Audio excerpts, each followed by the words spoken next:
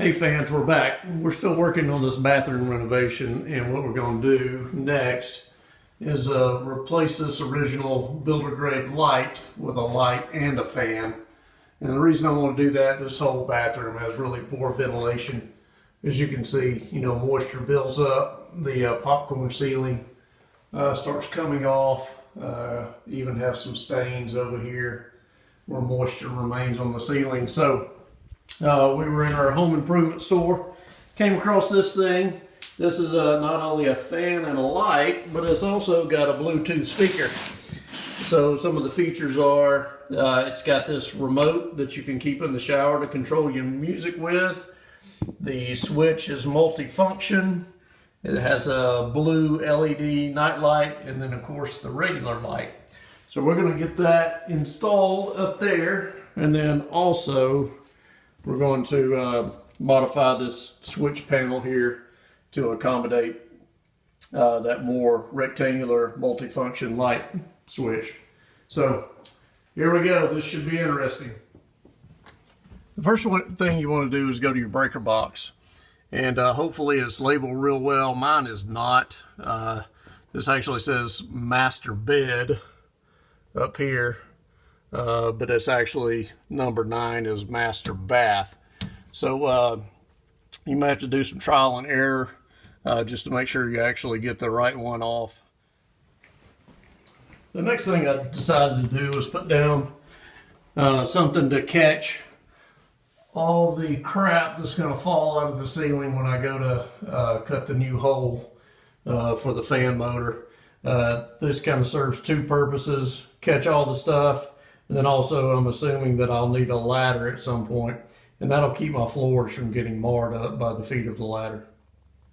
Okay, so I'm going through the instruction booklet here, just kind of getting oriented to all the pieces and parts and how it goes together. First thing I came across is this. You're supposed to cut the ceiling opening 9.4 by 9.4. I mean, this is so aggravating. 9.4 is like 9 2/5, which you're not going to find on a tape measure. So I think if you just take a tape measure, hold it over, measure it just like this, it's going to be like 9 7/16, somewhere in there. So probably what I'll do is just take this box into the attic, get it positioned laying on the sheetrock before I cut the sheetrock, and then just take a pencil and draw on the sheetrock where I need to cut the hole. I've got my insulation cleared out from around my light. It's got some pretty simple brackets just held in with some staples, power cord, and so the next thing to do is just break that bracket loose and pull the light out. As you can see, there's the original hole, and like I said, I'm going to use the actual fan itself to draw out where I want to cut. And then the other thing is, in the instructions, it says the best thing to do is mount it against a ceiling joist like that. But as you can see, if I do that, then it's going to be off center to the shower. So what I'm going to do is use all the brackets that they gave me and mount it where it's kind of free floating between the ceiling joist. All right, so use the fan as my template. Took some measurements, made sure I was kind of center of this hole, made sure it was all square. Now I'm just simply going to take my drywall saw and start cutting that out. Now I got the hole cut, as you can see.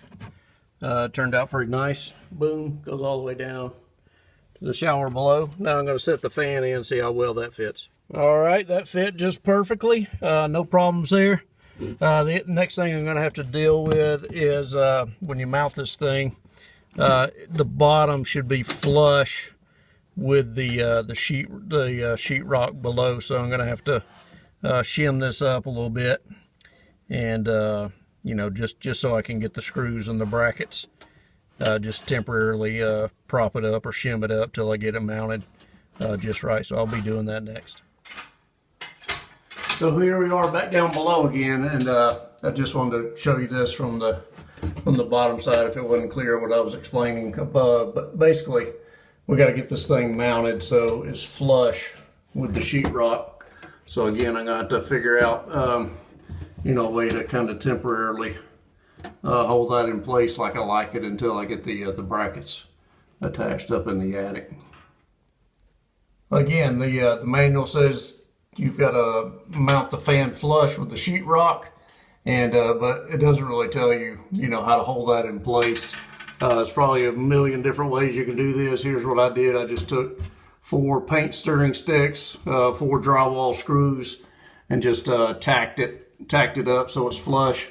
Now I'll go back top side and get my brackets mounted to the ceiling joist, and then I can take these off, and then my screen cover, it's going to cover any of these holes that I've made. I might squirt a little caulk or something in there, just to seal those up. But that's how I did it. All right, so I got I got everything hooked up. Got the brackets in. Got it screwed to the floor joist. And really, the only other thing to do was this is pretty simple plug and play stuff. You got the original wires. It comes with a connector here. So all you're going to do is take your old power wire and pop it right in there.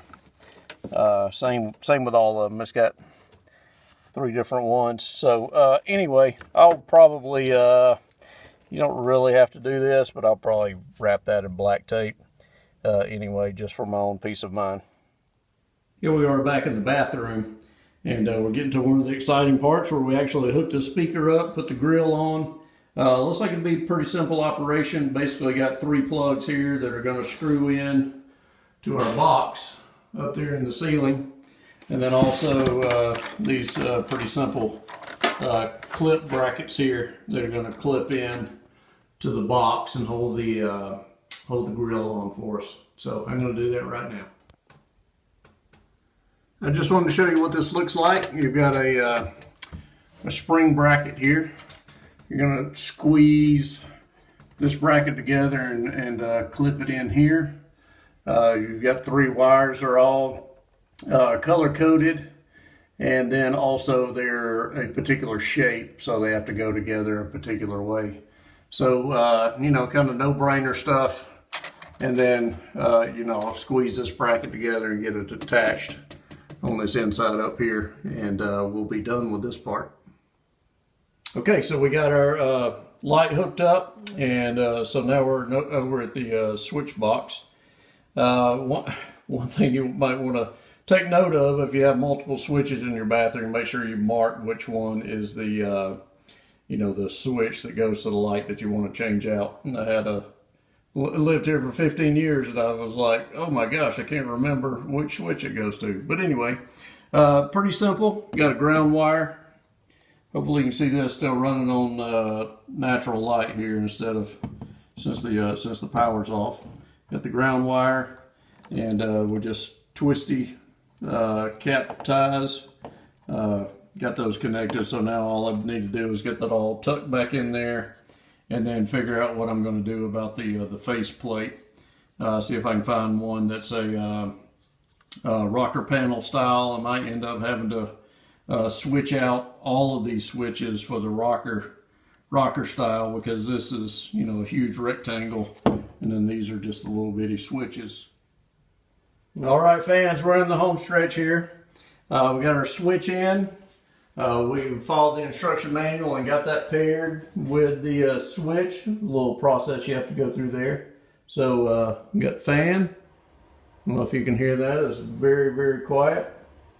You turn the light off, turn the light on, turn the night light on, turn the night light off. Let's see. Let's turn these lights off.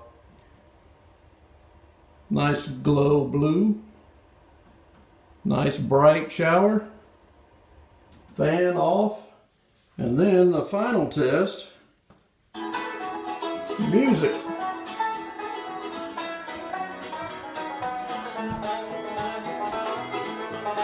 Yeehaw! We got music, people. We can get in the shower and have a hoedown.